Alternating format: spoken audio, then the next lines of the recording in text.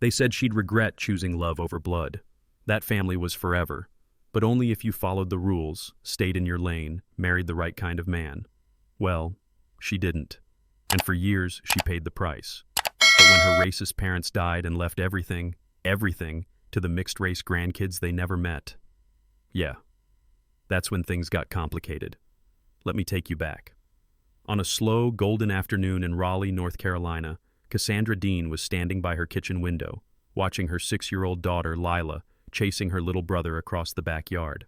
Their laughter, their joy, it cut through the quiet like music. She sipped her lukewarm coffee and absent-mindedly traced the wedding ring on her finger, remembering the day Leo slipped it on 8 years ago. That moment, it cost her more than anyone knew. See, Cassandra didn't just marry for love, she married against everything she came from. Her family was old money Southern, the kind with inherited lake houses and framed oil portraits of ancestors who probably owned plantations. And Leo? Leo was a software engineer from Atlanta.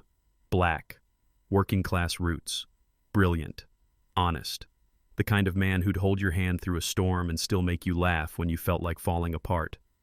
But in her parents' eyes, he was unforgivable. The last time she spoke to her mother, the woman had hissed through the phone, "You're throwing away generations of legacy for what? Some man with no pedigree and no future?" And Cassandra, shaking but resolute, had said, "No, Mom, I'm building a better legacy." Then the line went dead. So did their relationship. Her father, quiet, cold, didn't even bother to respond. Just disappeared from her life like she never existed. But life kept moving. Cassandra and Leo made a home. Small, lived in, covered in finger paint drawings and school projects. Lila had her dad's curls and Cassandra's fire. Little Jamie, 4, had Leo's eyes and a laugh that could melt the iciest mood. And just when things felt steady, the past came knocking. Literally. A manila envelope showed up on their kitchen table one Tuesday morning. Lawyer's office, estate settlement. Her parents, who hadn't spoken to her in nearly a decade, had left their entire fortune to her kids, not a penny to her, but to the biracial grandchildren they'd never acknowledged. Millions. At first, Cassandra thought it was a cruel joke, but the documents were real, legally airtight. Her father's precise handwriting laid it all out in black ink. The same man who taught her to ride a bike and later turned his back on her had changed his will. Not just changed it, flipped it. Now what do you do with that? She couldn't bring herself to open the envelope for 3 days. Just sat there, staring at it like it was radioactive. Leo kept checking in, gently. He never pushed. He knew what it meant to her, what it cost. Then her sister called, first time in years. "I heard about the inheritance," Melanie said, "and I just want you to know I'm on your side this time." Cassandra blinked, confused. "Why now?" Melanie was quiet for a long time. "Because I'm finally starting to question what we were taught. And I think maybe you were right all along." Turns out Melanie had found their dad's old journal, buried in a drawer, filled with regret, pages and pages of it.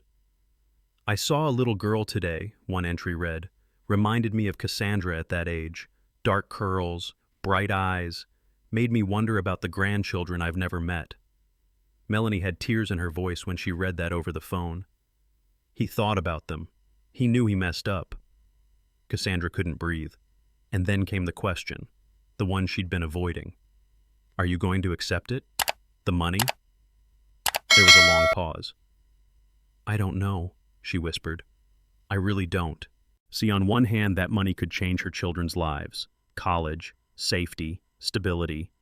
But on the other hand, that money was soaked in the same values her parents used to disown her. If she accepted it, was she validating all those years of silence, of rejection? Let me back up a sec. Cassandra wasn't perfect.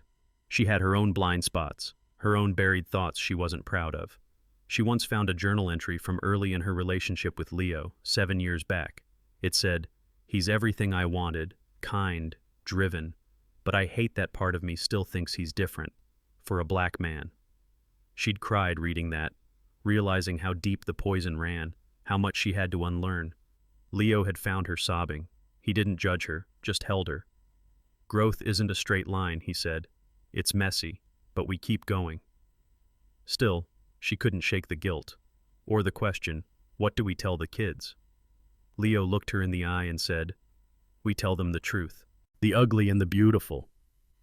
They debated.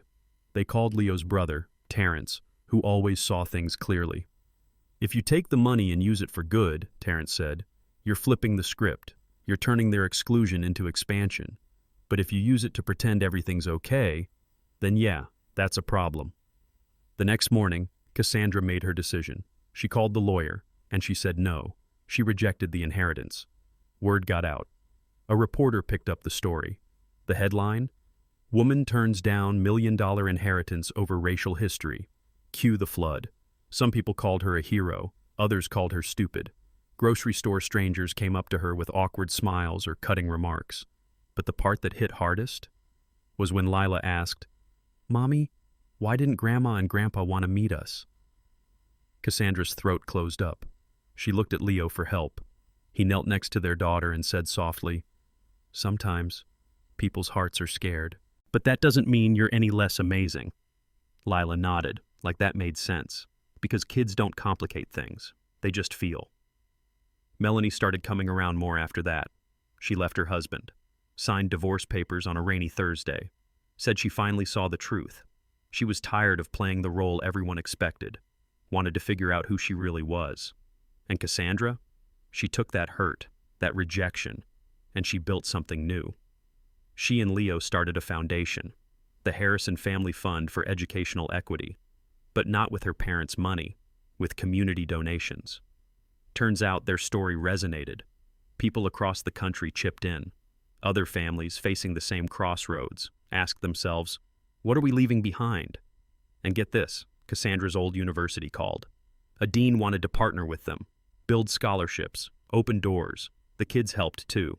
Lila made welcome signs for the scholarship winners. Jamie handed out gift bags like a little politician in training. And when Melanie joined them at the first ceremony, tears in her eyes holding Cassandra's hand, she whispered, you gave me a new definition of family. Cassandra just smiled, watching her kids run across the campus lawn. This, she said, this is the inheritance I want to leave. A legacy not built on fear, but on truth, on love, on choosing what's right even when it hurts. So, what would you have done? Would you have taken the money or walked away for the sake of your kids' values? Because here's the thing. Sometimes the most valuable inheritance isn't in dollars, it's in decisions. Let us know in the comments, where do you stand? What does your family legacy look like? And don't forget to like, share, and subscribe if you believe in building something better.